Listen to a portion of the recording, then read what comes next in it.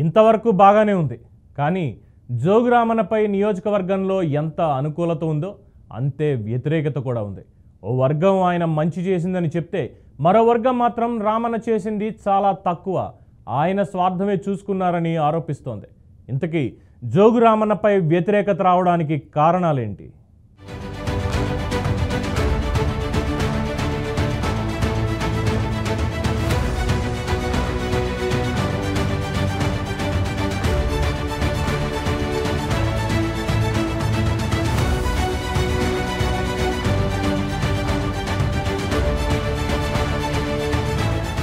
జోగురామన్న వరుసగా 4 సార్లు ఎమ్మెల్యేగా గెలిచి ఒకసారి మంత్రిగా పనిచేసినప్పటికీ ఇచ్చిన హామీలను నెరవేర్చలేదని పలువురు ఆరోపిస్తున్నారు.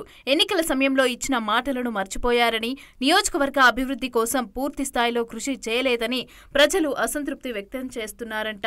ఇక నియోజకవర్గంలో నిర్మించిన డబుల్ బెడ్రూమ్ ఇండ్లను కూడా లబ్ధిదారులకు పంచకపోవడం కూడా ప్రతికూలంగా మారిందని పలువురు చెప్తున్నారు.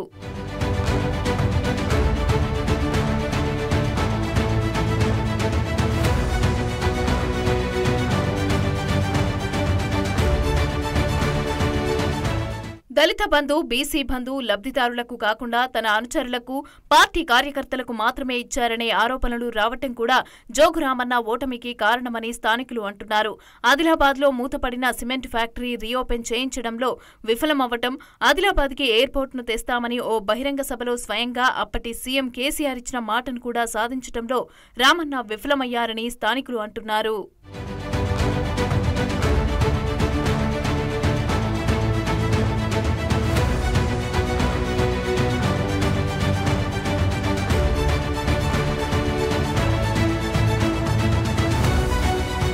ఆదిలాబాద్ యువతకు ఉద్యోగ అవకాశాలు కల్పిస్తానని చెప్పి ఉద్యోగాలు ఇప్పించకపోవటం కూడా రామన్నకు ప్రతికూల అంశంగా మారిందని రాజకీయ విశ్లేషకులు అంటున్నారు.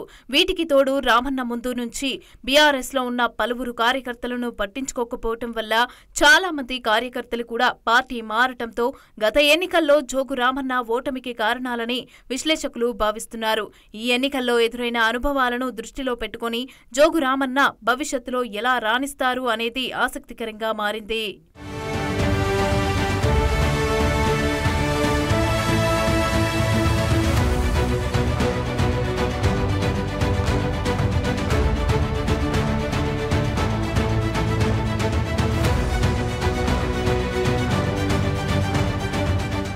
జోగు రామన్న అభివృద్ధి చేయలేదని బీజేపీ నుంచి పాయల్ శంకర్ కు ప్రజలు ఓటేశారు, ఎమ్మెల్యేగా గెలిపించుకున్నారు. మరి ఈసారైనా పాయల్ శంకర్ పాలనలో ఆదిలాబాద్ ప్రజలకు కావాల్సిన పనులు జరుగుతాయో లేదో చూడాలి.